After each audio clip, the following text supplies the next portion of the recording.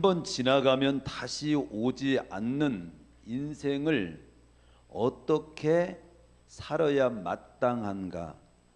라고 하는 이 질문보다 중요한 질문은 없습니다.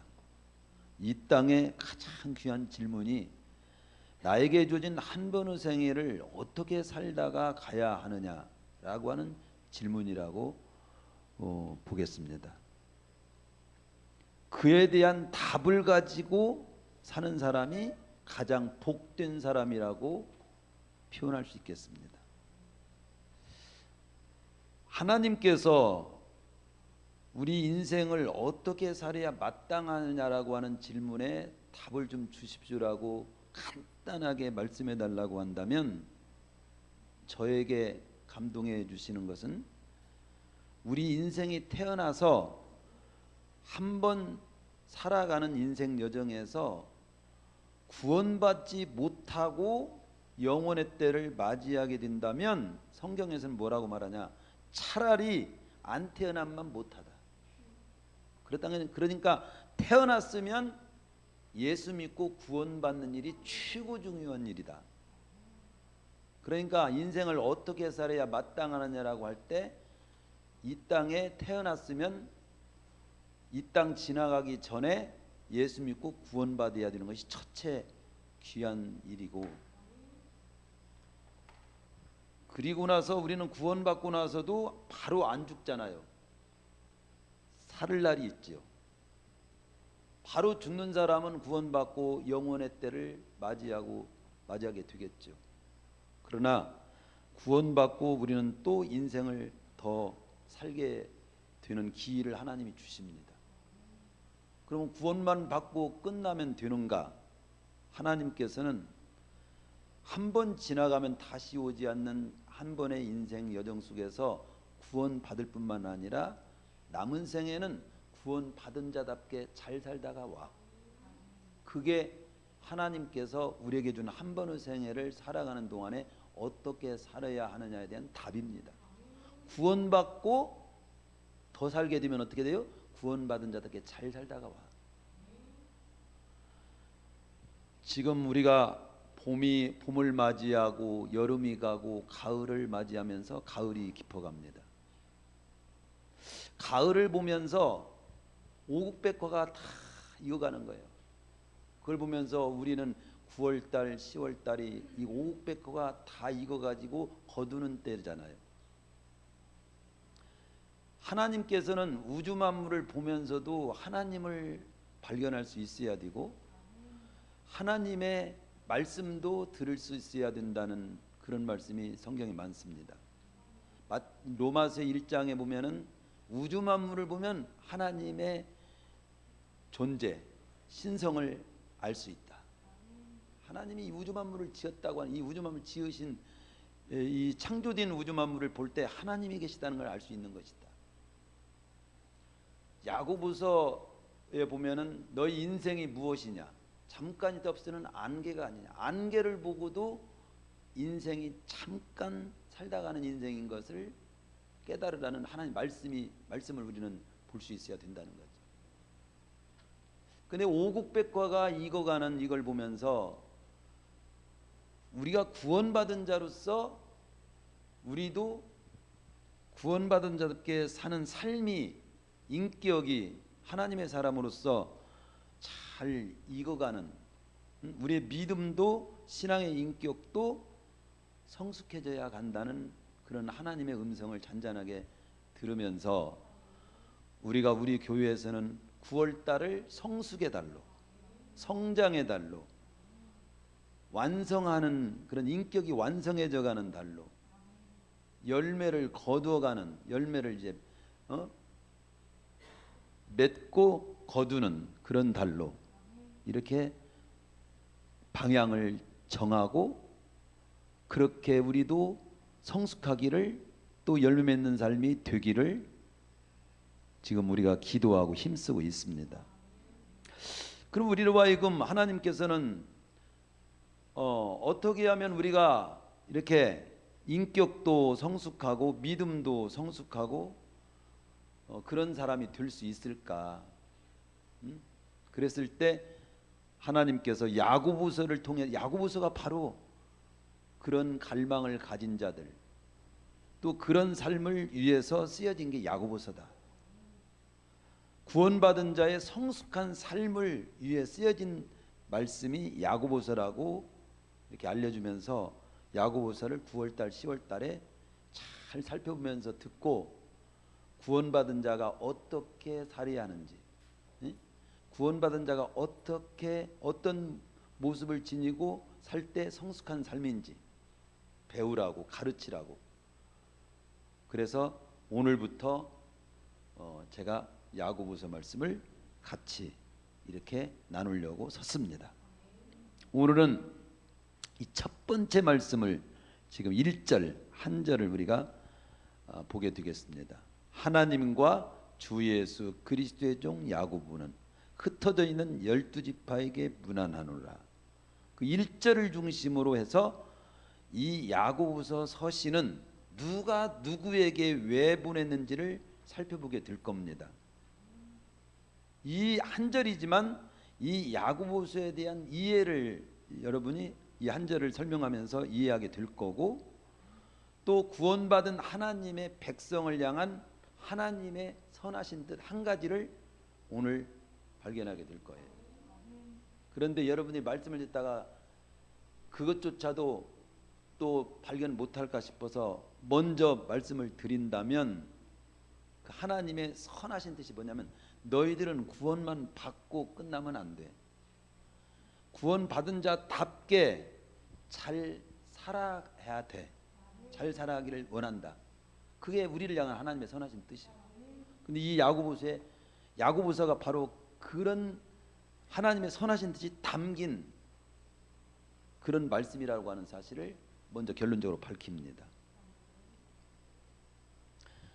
우리가 이렇게 이제 말씀을 보면 한 그림 한번 띄워줘 볼까요? 우리 주위에 있는 그림을 제가 하나 사진을 아침에 산책하면서 찍은 게 있어요. 저게 뭔 그림을 제가 지금 가을 무시를 뽑았는데 저게 싹이 난 거예요. 또 그림 또 하나 보세요. 저건 옆에 담장에 호박꽃입니다. 싹이 나고 꽃이 피우고, 그 다음에 또요. 저건 허인 장로님이 그 주위에다 감나무를 심었는데 저렇게 아주 탐스러운 감이 지금 열렸어. 농부가 됐습니다. 이 그림을 제가 이렇게 이 말씀을 묵상하면서 산책하면서 거기를 돌아보다가 찍은 거거든요. 야고보서 5장 7절에 보면 농부가 땅에서 나는 귀한 열매를 바라고 씨를 심고 길이 참으면서 가꾸고, 그래서 열매를 최종적으로 거두는 것이 농부의 소망이잖아요.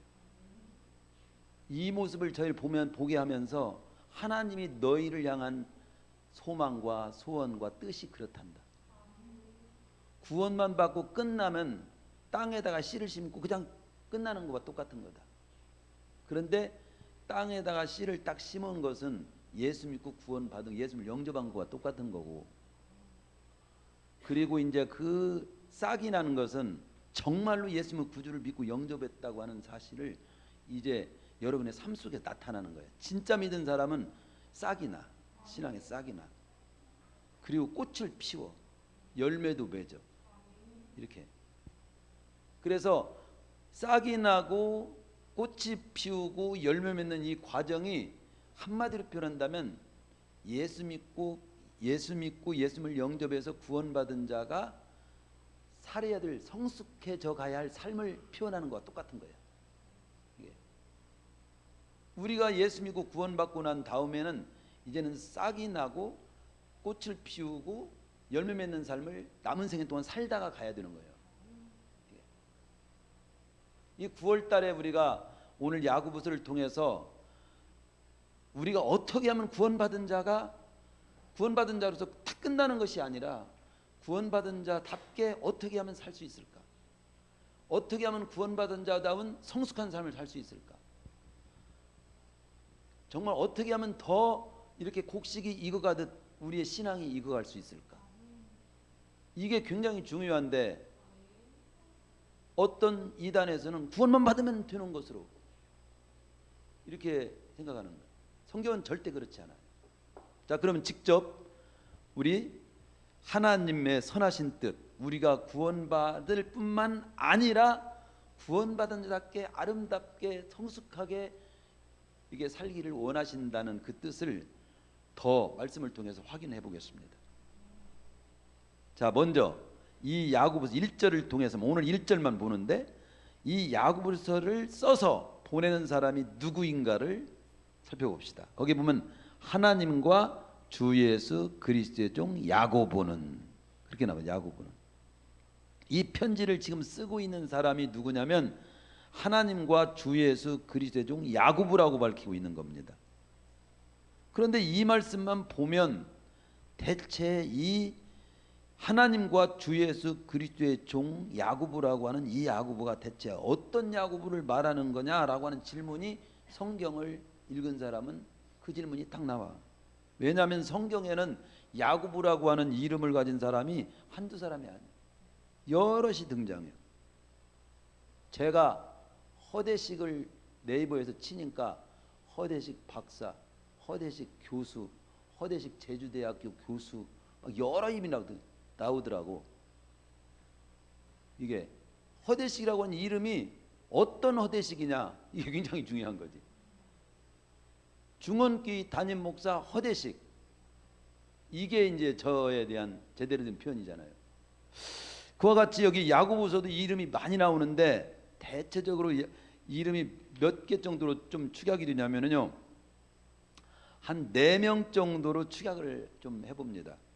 첫 번째는요, 이 성경에 나오는 야고보 중에 어떤 사람이 이 야고보서를 쓰이는 일에 이 야고보서를 쓴 사람에 해당이 되냐. 지금 첫 번째로 야고보가 어떤 야고보가 성경에 소개되고 있냐면은 세베데오 아들 요한의 형제 야고보, 즉 예수님의 제자 가운데 형제로 부름받은 제자들이 있어요. 그때 야고보와 요한이 형제예요. 그때 그들이 세베데오 아들이야. 거기 마태복음 4장 21절에 보면은 거기서 더 가시다가 다른 두 형제 곧 세베데의 아들 야고보와 그 형제 요한이 그 붙인 세베대와 한 가지를 배에서 그물 깁는 걸 보시고 주님이 부르셔가지고 그들이 부름받게 돼서 제자가 됩니다. 이들이 아주 그 성격이 급하고 막 우리처럼 급하고 과격해가지고 보아너게 우리의 아들이라는 그런 별명이 붙은 형제들이에요. 마가복음 3장 17절에 보면 야곱의 별명이 나옵니다. 보아너게 곧 우리의 아들이라 이름을 도하셨으며, 누가복음 9장 51절에서 54절까지 보면 이들의 성격이 잘 나타나 있습니다. 예수님께서 사마리아 예루살렘을 향해서 가실 때 한촌 사마리아를 통과하시는데 저희가 주님을 받아들이지를 않고 용납을 하지 않은 거예요. 그러니까 야고보와 요한이 그런 모습을 보고 주님, 우리가 불을 명해 가지고 하늘로 쫓아 불이 내려 가지고 저희들 그냥 태워 죽이라고, 멸해 버리라고 할까요? 막 이렇게 막 그렇게 말한 사람들이 이 야고보 형제들이야. 그런데 이 중에 야고보가, 이 야고보와 요한 중에 야고보가 제자들 가운데 최초로 사도행전 12장 1, 2절에 보면 칼로 목베임을 당해. 순교의 첫 번째 열매가 돼. 그래서 이 야고보는 일찍 순교했기 때문에 야고보서를 기록할 시간이 없었다고 보기 때문에 그 야고보는 저자가 아니다, 이렇게 생각하는 거죠. 또 두 번째 이제 성경에 소개되는 야고보가 거기에 작은 야고보라고 불리우는 알페오 아들 야고보가 또 12제자 가운데 또 나와. 그래서 제자들 가운데 야고보라는 이름이 이렇게 나오니까 그냥 야고보 오면 어떤 제자를 말하는지 혼동될 수 있도록, 우리 교회에도 목사님 아들 허준이 있고 장로님 아들 허준이 있어. 제가 허준이라고만 이름 치면 이거 어떻게 전화번호에다가 누구를 올릴까 하다가 구분을 해놨어. 제가 허준, 어떤 허준이 목사님 아들 허준이고 장로님 아들 허준인가를 번호를 구분해놨어. 그와 같이 성경도 구분해놓은 거지. 작은 야고보로 불리워지는 12제자 이름이 나오는데 거기에 알페오 아들 야고보라고 이제 소개를 해놨습니다. 사도행전 1장 13절에 보면 예수님께서 승천하시는 마가다락방에 모여가지고 성령 강림을 사모하며 기다리는 그 자리에 함께 있었고 언제나 조용히 언제나 자리에 빠지지 않는 작은 야고보. 뭔가 특별한 일을 행하는 것은 없어. 그런데 언제나 함께 했던 사람, 언제나 귀한 자리, 언제나 모임의 자리에 빠지를 않아. 그래서 근데 이 야고보가 그러면 이 야고보서를 썼을까 보니까 만약에 이 야고보가 이 야고보서의 저자라면 첫머리에 자신을 소개할 때 주의 사도된 나 야고보 이렇게라고 표현을 했을 거라 이거죠. 그러니까 이 야고보도 아니고 또 누가복음 6장 16절에 보면은 또 야고보가 또 한 사람이 더 나와 제자들 명단 가운데 가룟 유다하고 혼동하지 않기 위해서 그 제자가 아니라 그 제자의 아버지가 야고보가 있어. 그래서 유다는 유다인데 가룟 유다는 아니다. 또 이렇게 또 구분을 해야 되기 때문에 가룟 유다와 혼동하지 않기 위해서 그의 아버지를 소개해 가지고 야고보의 아들 유다 이렇게 또 해놓은 제자가 유다가 있는데 야고보의 아들 유다가 있습니다. 그래서 예수를 팔을 자든 팔아먹는 가룟 유다와 구분한 유다를 구분하기 위해서 그 아버지 이름이 쓰여진 게 야고보예요. 근데 그 아버지가 무슨 야고보서를 썼겠어? 그래 아니요. 근데 마지막으로 이제 그 야고보가 하나 성경에 소개되는 확인해 볼 야고보가 누구냐면 주의 형제 야고보야.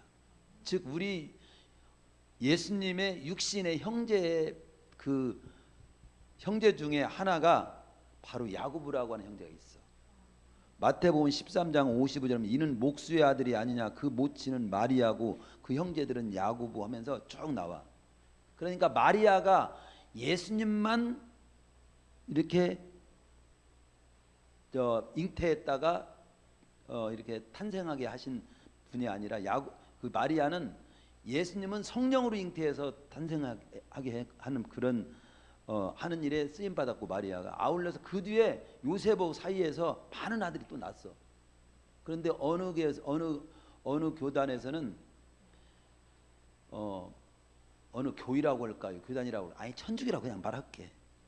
거기에서는 예수님만 낳고 그냥 승천하셨다 이렇게 말하는 거예요. 성경은 그렇지 않아.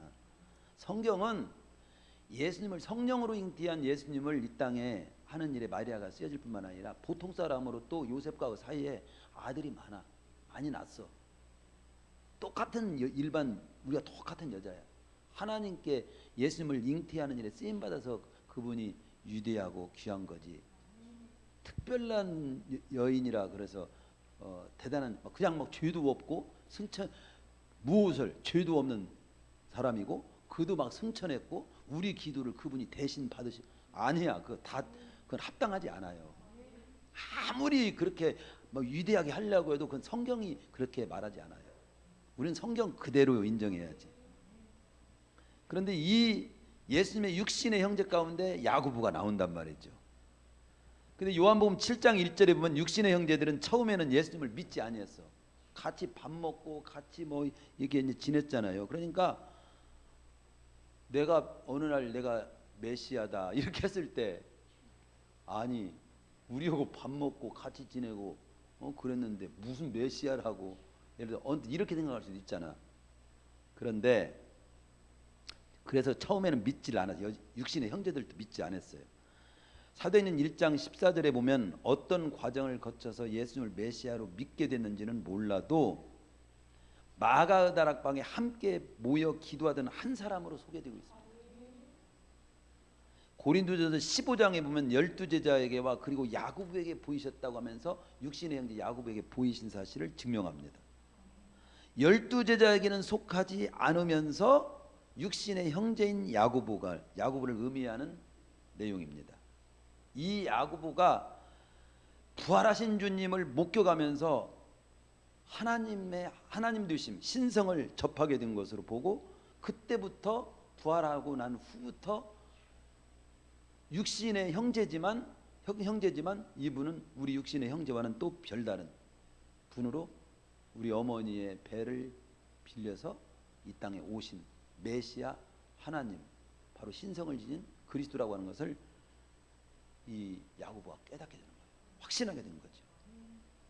계속 그를 추적해 보면 갈라디아서 2장 9절에 보면 그를 예루살렘 교회의 기둥으로, 이제 교회의 기둥이 돼요.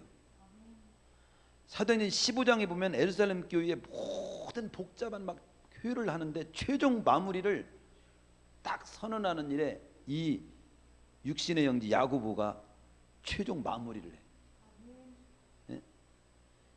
21장 사도행전 21장 18절에 보면 바울이 선교보고를 하러 예루살렘 교회로 들어갈 때도 그 야고보를 뵈러 가. 그러니까 예루살렘 교회 중추적인 역할을 최후까지 이렇게 하고 있는 거예요. 이런 맥락으로 볼 때 예루살렘 교회가 핍박으로 뿔뿔이 흩어지게 되었을 때 예루살렘을 지키며 흩어진 성도들에게 위로해주고 구원받은 자는 어디에 떨어져 있든지 구원받은 자로 삶을 잘 살아야 된다는 이 편지를 쓸 사람이 누구냐 할 때 일찍 순교한 제자 야고보도 아니고 말없이 자리만 있는 작은 야고보도 아니고 유다의 아버지 야고보는 더더욱 아니고 육신의 형제의 예루살렘 교회 지도자였던 야고보가 가장 유력하다고 보면서 바로 여기 하나님과 주 예수 그리스도 종 야고보는 예수님의 육신의 형제였던 야고보로 보는 거예요. 근데 그 야고보가 정말 예수님을 통해서 구원받게 된다는 사실을 누구보다 뼈저리게 알았겠지. 근데 그것만은 다가 아니고 구원받은 자는 남은 생애 동안에 구원받은 자다운 삶을 잘 사는 것이 중요하다는 걸 누구보다도 또 잘 깨닫고 확신하고 있었던 사람으로서 아주 신뢰를 갈 수 있는 인물이야. 그분을 통해서 이 야고보서를 기록하게 한 거지. 사도행전 15장을 통해 볼 때 언변에 조리가 있고 총명하고 교유 역사를 통해서 전해내려온 이야기는 그는 정말로 예수님 만나고 기도의 사람으로서 얼마나 기도하면서 하나님과 관계를 바로 맺으면서 살았는지 무릎이 낙타의 무릎이 들 만큼 무릎을 너무 꿇어가지고 그냥 아주 뚝살이 백인 거예요. 그럴 정도로 기도의 사람이고 야고보서의 108구절 중에 60여 절이 다 명령 영역, 이거 엉권 카리스마적인 굉장히 지도자적인 모습을 볼 수 있고 나중에는 순교하죠.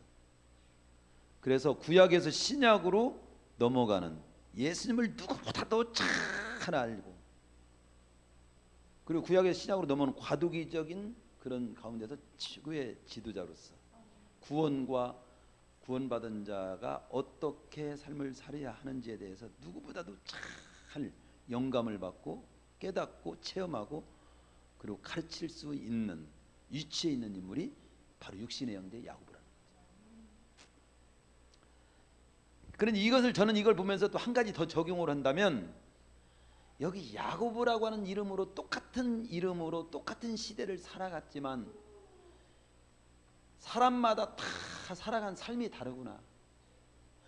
제자로 살아간 사람, 순교한 사람, 또 말없이 충성한 사람, 가룟 유다 같이 그런 가룟 유다는 여기 야고보가 아니니까 모르지만 어쨌든 중요한 것이 뭐냐면 똑같은 이름으로 똑같은 시대를 살아도 삶이 어떻게 사느냐가 굉장히 중요하구나. 이것도 깨닫습니다. 똑같이 예배를 드려도 하나님이 아주 연락되게 예배 드리는 사람이 있고 똑같이 말씀을 받아도 하나님의 말씀으로 잘 받는 사람이 있고 이런 하나님과의 관계 속에서 복된 모습에 대해서는 차이가 있는 여러분이 되시기를 축원합니다. 차별은 없어 교회는. 그러나 더 좋고 귀한 모습에는 차이 있는 모습이 반드시 있어요. 차이 있는 삶이 있고 똑같은 이름으로 똑같은 한 시대를 똑같은 하루를 살아도 차이 있게 더 복되게 사는 사람이 있단 말이죠. 우리 성도님들은 더 똑같은 시간이고 똑같은 이름이고 똑같은 시간에 산다면 더 복된 쪽에 차이가 있는 더 나은 쪽에 해당된 삶을 추구하는 자가 되시기를 축원합니다. 그리고 두 번째로 우리가 넘어가는 것은 뭐냐면 그가 누구에게 이 야고보서 이 긴 편지를 5장으로 되어 있지만은 이 내용을 보내는가, 보내기를 원했을까, 누구에게 이 세신을 보내는가. 편지는 반드시 그 편지를 받아서 읽는 자를 염두하고 쓰거든요. 그런 면에서 수신자가 중요해요. 수신자가 누굽니까? 여기 보면 흩어져 있는 12지파에게 문안하노라. 인사말을 누구에게 하고 있어요? 흩어져 있는 12지파. 그러니까 수신자가 누구냐면 흩어져 있는 12지파가 수신자예요. 근데 이 말을 잘 이해해야 나머지 말씀을 다 잘 이해할 수 있게 되는 거예요. 12지파가 누구냐, 흩어져 있는 12지파가 누구냐를 지금부터 설명을 드릴게요. 야고보, 이 육신의 형제 야고보가 지금 누구에게 이 편지를 보내고 있느냐? 흩어져 있는 12지파다. 수신자는 12지파입니다. 12지파는 누구를 의미하냐? 이게 굉장히 중요한 거예요. 사도행전 26장 7절에 보면 바울이 유대인들을 말할 때 우리 민족이라고 하지 않고 12지파라고 표현합니다. 즉 이스라엘 백성들은 그들의 국가를 형성하기 전에 12지파가 연합된 상태에 있었어요. 근데 12지파는 어디에서 나오죠? 12지파는 야곱의 12아들을 중심으로 형성이 됐다는 건 알죠? 야곱이 12아들을 낳잖아요.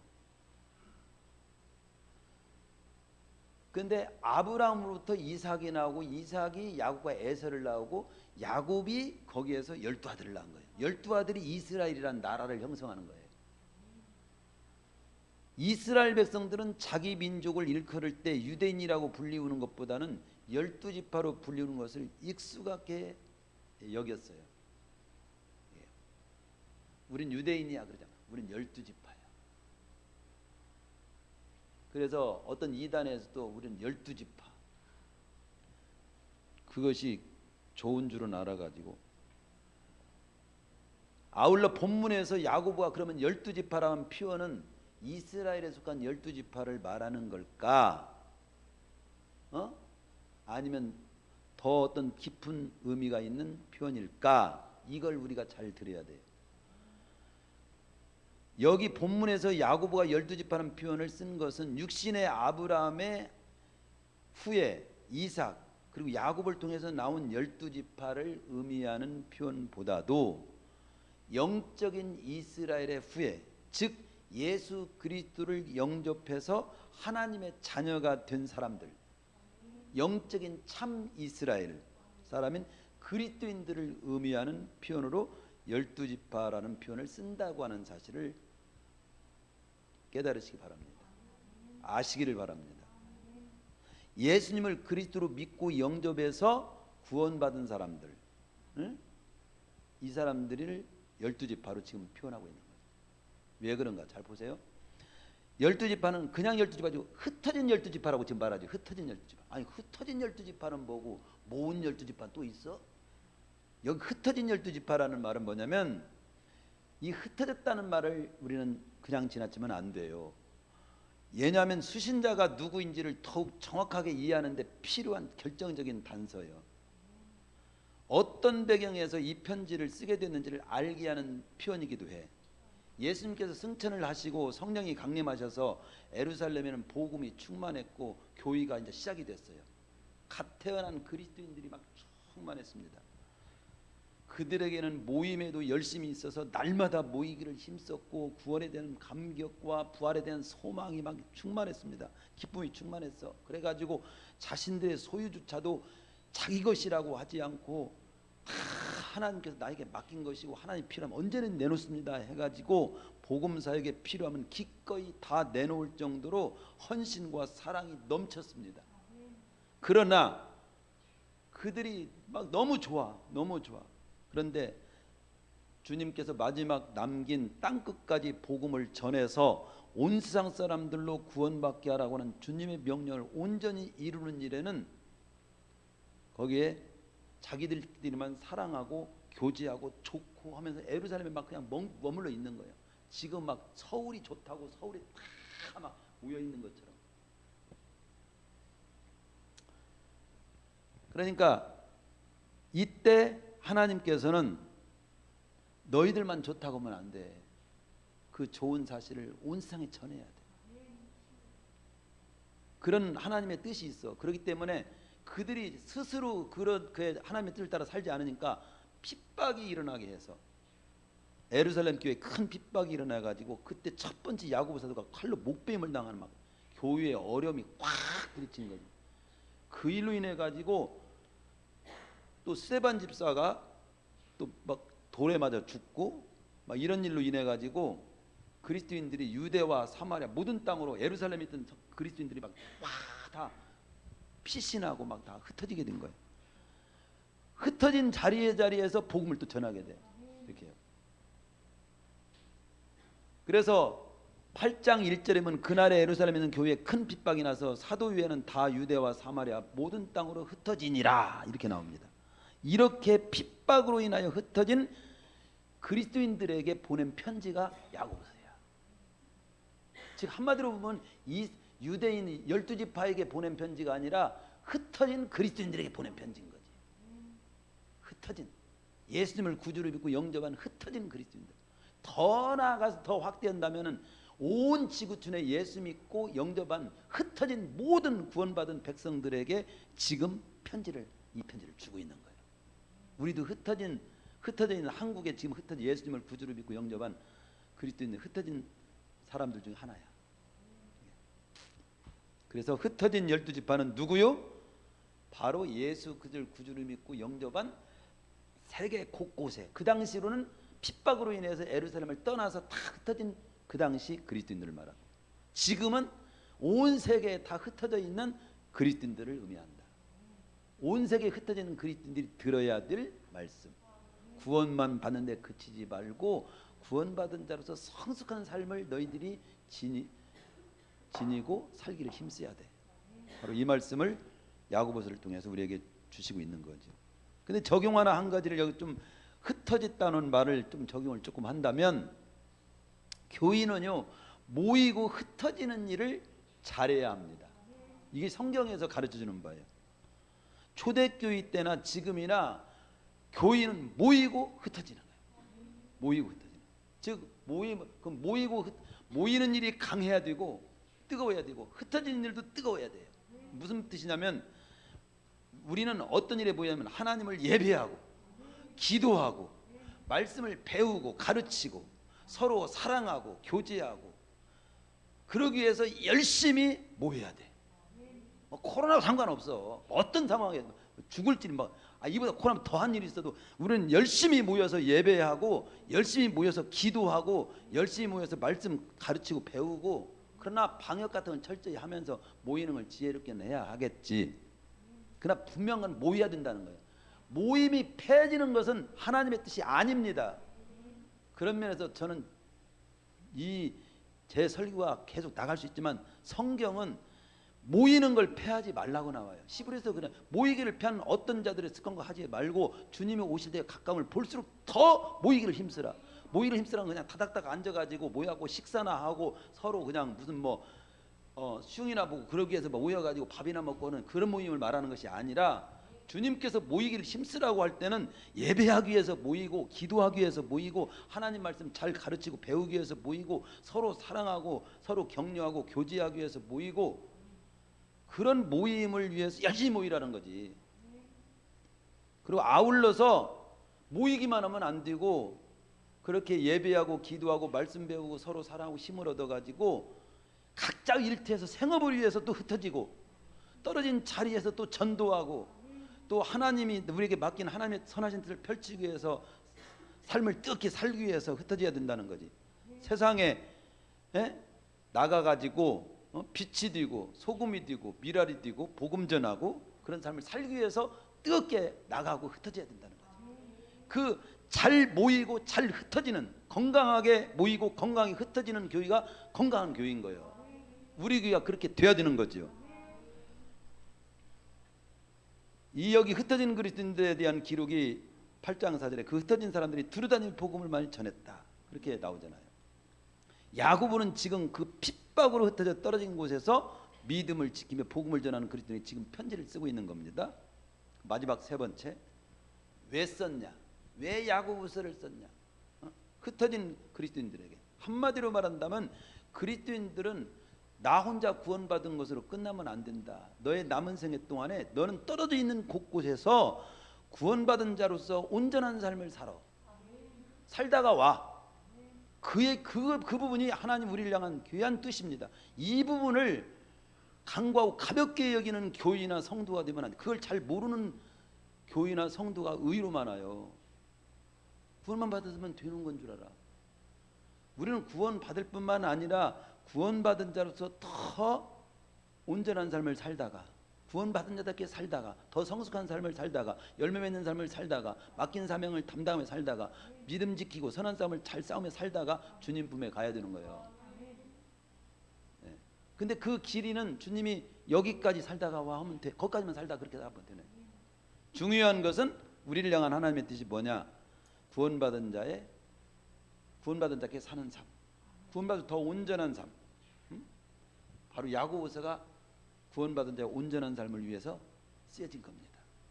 그래서 모든 성경의 책들이 기록 목적이 다 있어요. 로마서는 구원에 어떻게 하면 구원받냐, 그 구원의 교리에 대한 말씀을 중점적으로 목표로 삼아서 쓰여졌다면, 고린도전서 같은 경우는 고린도 교회의 잘못된 여러 가지 세속적인 신앙을 바로잡기 위해서 쓰여졌고, 야고보서 같은 경우는 핍박을 위해서 흩어졌던 여러 가지 상황이 흩어졌던 떨어진 자리에서 어디에 있든지 바로 그리스도인답게 잘 살아야 한다.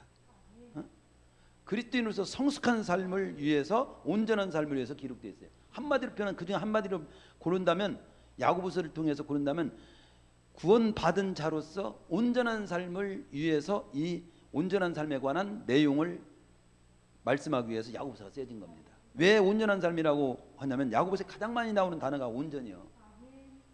1장 4절에도 온전히 이루라, 1장 17절에도 온전한 선물, 2장 20절에도 믿음이 온전하게 되었느니라, 3장 2절에도 온전한 사업, 이런 그런 내용이 나옵니다. 그래서 마태복음 5장 48절에 우리 주님께서 하늘에 계신 너희 아버지 온전하신 같이 너희도 온전하라. 우리를 향한 온전하기를 원하는 것이 하나님. 전번에도 그랬죠. 하나님께서는 우리가 구원받을 뿐만 아니라 하나님의 백성답게 온전해지기를 원하는 것은 우리를 갖다가 그냥 갈구기 위해서, 괴롭기 위해서 한 것이 아니라 나를 너무 사랑하기 때문에 나 잘 되기를 원하신다는 거예요. 내가 잘 되기를 원하고, 더 온전해지기를 원하고, 더 멋있기를 원하고, 더 흠이 없기를 원하고, 더 뜨거운 사랑을 가지고 살기를 원하고, 더 믿음 지키고 선한 싸움 잘 싸우고 사명도 잘 감당하며 살기를 원하는 것은 나로 하여금 무거운 짐을 그냥 막 이것저것 막 지워주는 것이 그런 것으로 생각하면 안 되고, 하나님이 구원받은 나를 너무도 사랑하고 이 땅에 한 번에 주어진 삶이 너무 귀하기 때문에 그 온전한 삶을 살기를 원하신다는 것이죠. 어느 학자는요, 야고보서를 쓰레기 복음이라고 했어요. 그 학자가 누구냐면 루터예요. 아무리 종교개혁을 했던 믿음, 오직 믿음으로 구원 얻는 거야, 이걸 했잖아요. 여기는 행위를 강조하거든. 막 이렇게 살아라, 행함이 없는 믿음은 죽었다, 막 이렇게 하니까 이게 쓰레기 복음 아니야? 막 이렇게 했는데, 아무리 학자라도 성경을 잠잠히 잘 보야 돼. 우리는 학자 말이라고 다 맞는 것이 아닐 수도 있어. 그런 면에서, 즉 뭐냐면은, 감히 제가 이 말씀을 야고보서 루터까지도 딱 제가 볼 때 그것은 오해입니다라고 말하는 이유는 뭐냐면, 야고보서를 쓰레기 복음이라고 하는 건 잘못입니다. 루터 선생님. 구원은 믿음으로 받는 것인 건 맞아요. 야고보서는 행위를 강조한다고 해서 막 쓰레기 복음이라고 그렇게 말씀했는데, 그것은 야고보서 행위를 분명히 강조하지요. 온전한 삶을 강조하지요. 성숙한 삶을 강조하지요. 그것은 야고보서가 누구를 향하여 어떤 목적으로 기록했는가만 아셔도 그런 소리를 안 하실 수 있지. 즉 무슨 말이냐면, 야고보서가 잘못 기록된 그런 말씀이 절대 아니라는 것입니다. 야고보서는 예수 그리스도를 구주로 삶의 주인으로 모신 사람들이, 즉 야고보서는 구원받기 위한 말씀을 가르치기 위한 말씀이 아니야. 어떻게 하면 구원받느냐에 대한 말씀을 가르치는 쪽이 아니라, 이미 구원받은 자가 어떻게 온전하게 살 수 있을까? 더 성숙한 사람이 될 수 있을까에 관한 말씀이지, 그래서 믿음으로 구원받는다는 것을 무시하는 쪽의 말씀이 아니란 말이죠. 믿음으로 구원받은 사람이 어떻게 더 성숙하게 온전하게 살아야 되느냐에 관한 쪽을 말씀하는 책이라 이 말이죠. 응? 즉 야고보서는 우리가 구원받기 위해서 읽어야 할 책이 아니에요. 구원받은 자가 온전한 삶을 위해서 읽어야 할 책이라 이 말이죠. 근데 그걸 갖다가 온전한 삶을 위해서 이게 지금 기록되어 책인데 그걸 믿음을 강조하지 않는다고, 쓰레기라고, 이해 잘못한 것이지. 구원받기 위해서는 야고보서 말씀처럼 살 필요는 없습니다. 그러나 구원받은 자라면 야고보서에서 가르쳐주는 말씀처럼 살기를 힘써야 됩니다. 기도해야 됩니다. 그래서 야고보서는 구원받은 백성이라면 이렇게 성숙해야 된다, 이렇게 완성해 가라, 이렇게 온전해 가라, 이런 말씀인 거예요. 아까 그림 봤죠? 씨만 심어놓으면 다냐? 싹도 나고 꽃도 피고 열매도 맺어야지. 싹이 나고 꽃이 피고 열매 맺는 것에 관해서 하신 말씀이 야고보서야. 루터는 씨 심는 거, 씨가 봉투에만 있으면 씨는 영원히 그냥 아무 의미가 없어. 예수님을 내 구주로 믿고 영접할 때 나는 하나님의 자녀가 되고 구원 받는 거야. 그런데 구원만 받고 있으면 안 된다 이거지. 싹이 나고, 제가 보니까 싹이, 씨를 뿌렸는데 싹이 안 난 씨가 있더라고. 예수님을 구주로 믿고 영접의 복음을 전해서 영접했다고 하는데 싹이 안 난 사람이 있어. 교회도 안 나와, 기도도 안 해, 전도도 안 해, 섬김도 없어, 헌금도 안 해, 어떤 싹도 안 나. 그 사람은 씨가 죽은 싹이, 죽은 씨야. 즉 예수님을 진실로 믿는 사람은 아니야. 우리는 오직 구원은 행위로 구원받지 않지요. 예수님을 구주로 믿고 영접할 때 구원 받는 건 100% 맞아. 그러나 아울러서 100% 예수님을 구주로 믿고 영접한 사람은 예배드리기도 사모하고, 기도하기도 사모하고, 말씀 따라 살기를 사모하고, 하나님의 선하신 뜻을 귀하게 여기고, 이게 좀 어렸을 때는 그걸 잘 모르더라도 신앙이 계속 성숙해 가고 그런 부분에 더 확신 있게 되고 더 성숙해져 가게 정상이라 이거지. 씨를 심었으면, 씨가 났는데 나는 너무나 기뻤어요. 8,000원 가지고 씨 한 봉투 사가지고 거기다 심었어, 뒤텃밭에다. 근데 아까 보여줘, 다시 한번 보여줘봐. 띄워봐. 에이, 그 뭐가 그렇게 보기 좋다고 또 띄워요. 저 씨가 나는 막 흥분하게 하더라고. 근데 우리 하나님도 그럴 것 같아요. 예수님을 구주로 믿고 영접했더니 나 기도하고 싶어요, 나 예배드리고 싶어요 하면 얼마나 기뻐할까 하나님. 그걸 제가 느꼈다니까. 말씀 마칠게요, 시간 안에.